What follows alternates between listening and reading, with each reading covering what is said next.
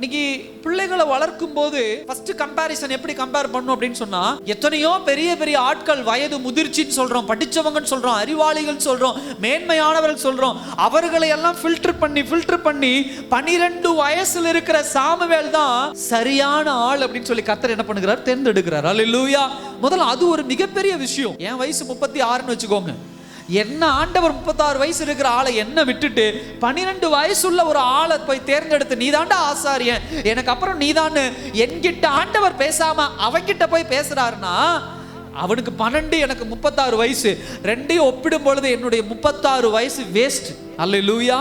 12 வயசுள்ள பையன் எனக்கு மேல நிக்கிறான். வயசுல அவன் கம்மி, ஆனா கர்த்தருடைய சமூகத்துல எனக்கு முன்னாக நின்று கொண்டிருக்கிறான். அல்லேலூயா. அதனாலதான் கர்த்தர் அவனை தேர்ந்தெடுத்தார். சாமுவேலை கர்த்தர் என்ன பண்ணார், தேர்ந்தெடுத்தார். எனக்கு தெரிஞ்சு சாமுவேலை எவ்வளவு அழகாக அவனை வளர்ந்திருக்கிறான், அவனை வளர்த்தி இருக்கிறார்கள். சிறு வயதில் இருந்தே அவனுக்குள்ள எப்படிப்பட்ட ஒரு மனநிலைமை இருந்தது, தாழ்மையின் மனநிலைமை, வேலை செய்கிற ஒரு மனநிலைமை, தன்னை தாழ்த்துகிற ஒரு மனநிலைமை.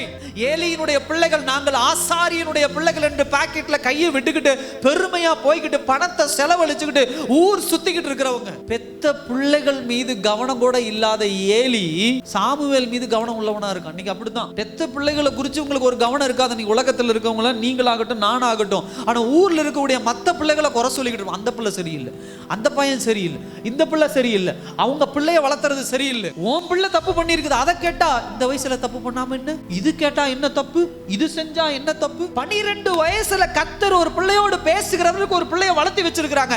சிறு வயதிலிருந்து இருந்து குழந்தைகளை வளர்த்துகிற பெற்றோர்களை கவனிங்க.